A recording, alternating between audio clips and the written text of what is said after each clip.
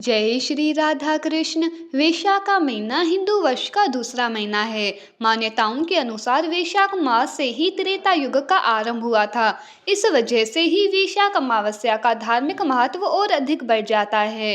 इस दिन धर्म कर्म स्नान दान और पितरों का तर्पण करना बहुत बहुत फलकारी और शुभ होता है।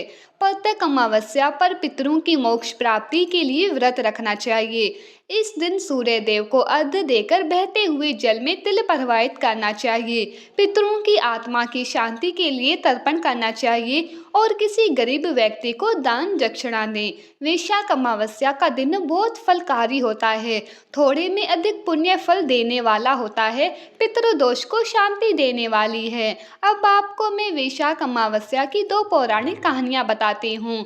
इन कहानियों को सुनने मात्र से ही हमें पितृदोष से राहत मिलती है, इसीलिए प्रेम मन और भाव से सुने। वैशाख अमावस्या की इस कथा का वर्णन हमें पद्म पुराण में मिलता है। इसमें वर्णित कथा के अनुसार प्राचीन काल में धर्मवर्ण नाम का एक ब्राह्मण हुआ करता था। वो ब्राह्मण बहुत ही धार्मिक प्रवृत्ति का था। वो व्रत उपवास करता और ऋषि मुनियों का आदर सत्कार करके उनसे ज्ञान ग्रहण किया करता था। एक बार ब्राह्मण ने किसी महात्मा के मुख से सुना कि कलयुग में भगवान विष्णु के नाम स्मरण से ज्यादा पुण्य किसी भी अन्य कार्य में नहीं है। अन्य युगों में जो पुण्य यज्ञ करने से मिलता था, उससे कहीं अधिक पुण्य फल इस घोर कलयुग में भगवान का नाम सुमिरन करने मात्र से ही मिल जाता है।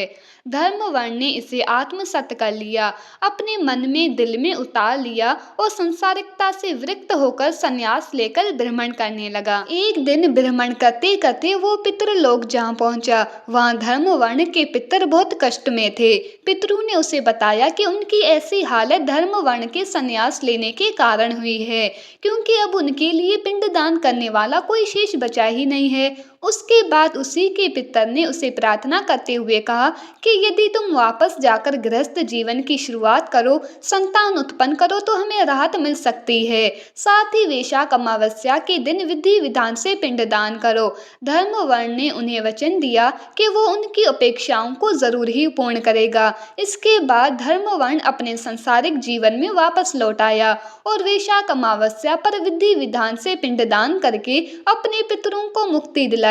इसी तरह हम सबको भी विधि विधान से अपने पितरों के निमित्त पिंडदान करना चाहिए।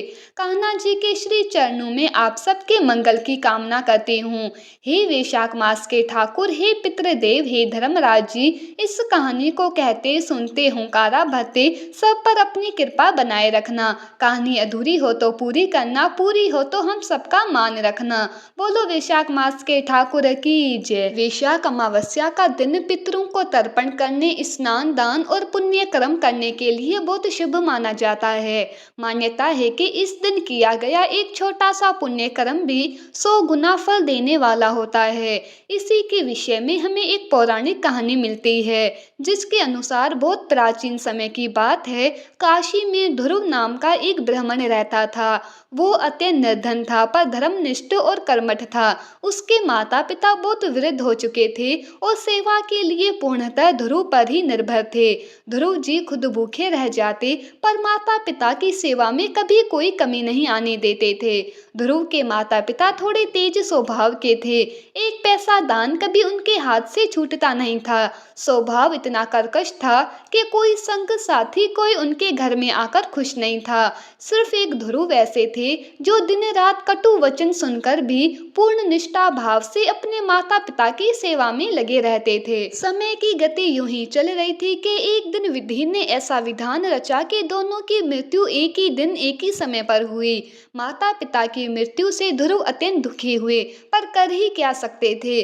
उनका अंतिम संस्कार विधि पूर्वक किया, पर मन में कहीं ना कहीं ये खटका बना हुआ था कि उनकी आत्मा को शांति मिलेगी भी या नहीं। उन्हीं दिनों एक तपस्वी संत काशी आए हुए थे। ध्रुव जी ने उनसे अपनी चिंता साझा की तो संत ने कहा, वत्स, तुमने जीवन भर अपने माता पिता की सेवा की, वो सर्वोत्तम तप है। किंतु यदि उनकी आत्मा को संपूर्ण शांति देनी है तो वैशाख अमावस्या के दिन गंगा स्नान करके तिल तर्पण और ब्राह्मणों को अन्न दान करो। ध्रुव ने संत की बताई हुई बात के अनुसार गंगा स्नान किया, तर्पण विधि पूर्वक किया और गरीबों को भोजन, जल और वस्त्र का दान दिया। उस रात उन्होंने सपने में देखा कि उनके माता पिता दिव्य रूप में उन्हें आशीर्वाद दे रहे हैं और बोल रहे हैं कि पुत्र, तुम्हारा श्राद्ध और सेवा से हम मोक्ष को प्राप्त हुए। तुमने जो वैशाख अमावस्या का व्रत किया, तर्पण और दान किया, उससे हमारे समस्त पाप कट गए। उस दिन से ध्रुव जी हर साल वैशाख अमावस्या को इसी प्रकार पुण्य कर्म करना प्रारंभ कर दिया। उनके जीवन में समृद्धि आई और वो स्वयं भी एक दिव्य ज्ञानी बन गए। हे वैशाख मास के ठाकुर, हे मेरे देव पितर, अपनी कृपा आशीर्वाद हम सबके ऊपर बनाए रखना, भूल चूकों को क्षमा करना। इस कहानी को कहते सुनते हुंकारा भरते सब पर कृपा बनाए रखना। बोलो लक्ष्मी नारायण भगवान की जय, वैशाख मास के ठाकुर की जय। इस कथा से हमें ये संदेश मिलता है कि वैशाख अमावस्या केवल एक तिथि नहीं है, बल्कि पितरों की मुक्ति का द्वार है।